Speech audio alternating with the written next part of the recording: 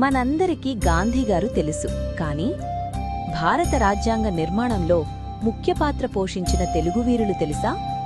టంగుటూరి ప్రకాశం చట్టమైనా అధికారమైనా అడ్డువస్తే ప్రజల హక్కుల కోసం ఒక్కసారి కూడా వెనక్కి తగ్గని ధైర్యం చూపించారు. ఆ ధైర్యమే ప్రజల శక్తికి రాజ్యాంగంలో రూపాన్నిచ్చింది. పటాభి సీతారామయ్య తెలుగు భాష ప్రజల గుర్తింపు కోసం పోరాడారు. భాషా హక్కులను సాధించి రాష్ట్ర స్థాయిలో భాషల గౌరవం మన రాజ్యాంగంలో ఎలా చోటు చేసుకున్నదో చూపించారు.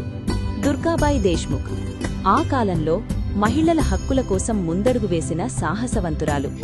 ఆమె కృషి వల్ల సమానత్వం, మహిళా విద్యా హక్కులు రాజ్యాంగంలో చేర్చబడ్డాయి. ఈ దేశ రాజ్యాంగానికి బలమైన పునాదులు వేసిన మన తెలుగు మహానుభావులు చూపిన ధైర్యం, ఐక్యత, సమానత్వం ఎప్పటికీ మన హృదయాల్లో నిలిచిపోతాయి. 77వ గణతంత్ర దినోత్సవం సందర్భంగా ఆ స్ఫూర్తిని ముందుకు తీసుకెళుదాం.